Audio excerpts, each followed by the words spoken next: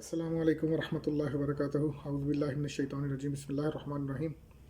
Pakistan association की नियाज़ मुस्लिम library में इंशाअल्लाह व तआला आज से हम ये जो एक नया सिलसिला शुरू करने जा रहे हैं, रियाज़ुस सालिहीन, जो कि अबू ज़करिया यहया बिन शरफ़ अन-नववी अद-दमिश्की, जिनको उर्फ़ आम में इमाम नववी भी कहा जाता है, उनकी एक मारकातुल आरा तसनीफ़ है, जिसमें उन्होंने दीन इस्लाम के जितने भी मेजर जो अहकाम हैं, जो मेन अहकामात हैं, उनके बारे में कुरान और हदीस से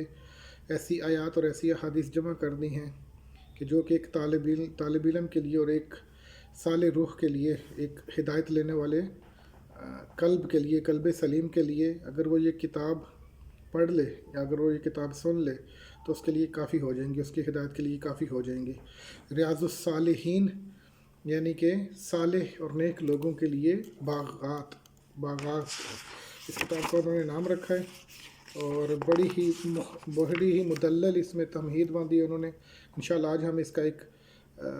बाब जो है, पहला बाब जो इसका है, बाबुल इखलास, बहुत ही ज़बरदस्त बाब से इन्होंने शुरू किया अपनी किताब। और अपनी किताब शुरू करने से पहले दिबाचे में फ़रमाते हैं, अल्लाह ताला का एक फ़रमान नकल करते हैं, कुरान करीम की एक आयत फ़रमाते हैं सूरतुल हशर की, वमा बाद औज़ु बिल्लाहि मिनश शैतानिर रजीम बिस्मिल्लाहिर रहमानिर रहीम, वमा आताकुमुर रसूल फहुज़ूहु वमा नहाकुम अन्हु फंतहु। अल्लाह के रसूल जो कुछ तुम्हें दें वो ले लो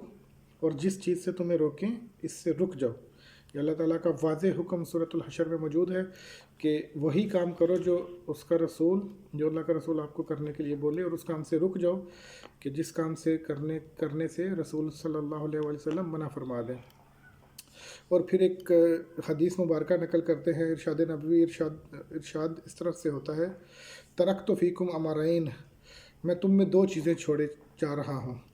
लन तदिल्लु मा तमस्सक्तुम बिहिमा, कभी भी तुम गुमराह नहीं होगे अगर तुम इन दोनों को पकड़ लो, किताबुल्लाह व सुन्नत नबीया, अल्लाह की किताब और मेरी यानी कि नबी सल्लल्लाहु अलैहि वसल्लम की सुन्नत। इस किताब इन दो अहादीस, इस कुरानी आयत और इस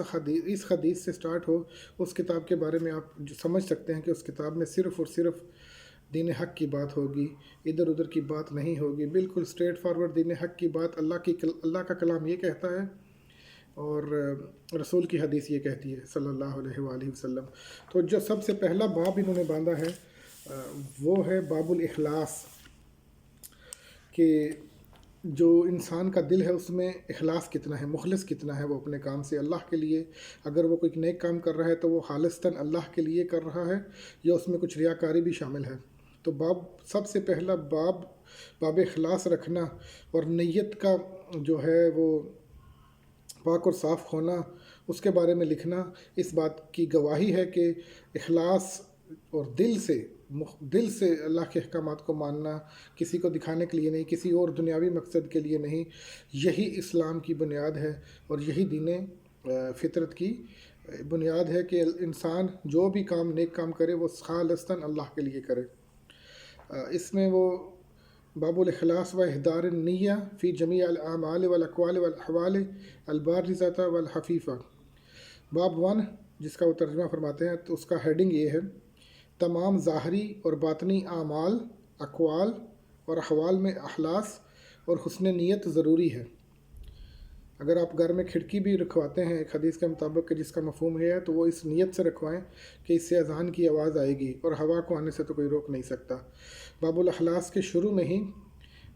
अल्लाह ताला की किताब कुरान करीम से वो एक आयत नकल फरमाते हैं सूरतुल बय्यिना की, अल बय्यिना 30वें पारे की सूरह है।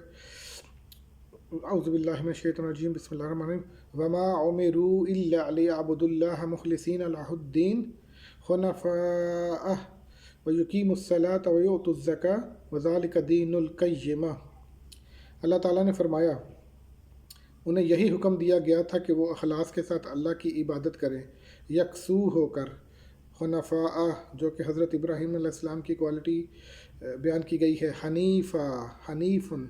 अल्लाह के नबी हज़रत इब्राहीम अलैहिस्सलाम हनीफ़ थे, दुनिया से कट कर यकसू होकर अल्लाह की इबादत اور اللہ کی وحدانیت پر یقین رکھنے والے تھے۔ وَيُقِيمُ الصَّلَاةَ وَيُؤْتُوا الزَّكَاةَ، اور نماز پڑھیں اور زکوٰۃ دیں۔ وَذَلِكَ دِينُ الْقَيِّمَةِ، اور یہی قیم دین ہے، یہی سیدھا اور سچا دین ہے۔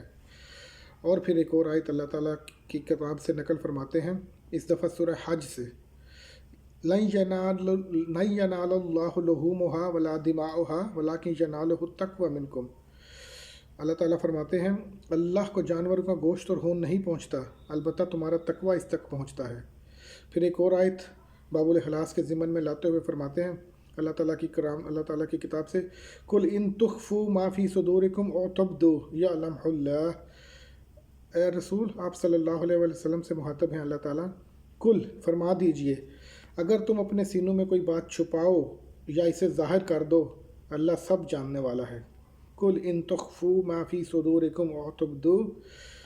يَعْلَمْهُ اللَّهُ۔ فائدہ آیات، ان تین آیات کا فائدہ بیان کرتے ہوئے فرماتے ہیں اخلاص دل کا وہ ارادہ اور عمل ہے جس کا مقصد اللہ کی رضا کا حصول ہو اور کسی جذبے کی اس میں آمیزش نہ ہو۔ اخلاص ہر عمل کی قبولیت کی پہلی اور اولین شرط ہے، اس کے بغیر کوئی عمل مقبول نہیں، جیسا کہ آگے حدیث میں اس کی وضاحت آ رہی ہے۔ انشاءاللہ تعالیٰ اگلی ویڈیو میں چند حدیث جو کہ باب الاخلاص کے ضمن میں آئی ہیں، نیت کی پاکیزگی اور نیت کی صفائی اور نیت کے سچا اور درست ہونے کی اہمیت و افادیت کے بارے میں آپ سے عرض کریں گے انشاءاللہ تعالیٰ۔ ریاض الصالحین کی اس اسٹڈی میں، اس مطالعے میں آپ ہمارے ساتھ شامل ہو جائیں، انشاءاللہ تعالیٰ دنیا اور آخرت کا فائدہ ہوگا۔ جزاک اللہ و احسن الجزا۔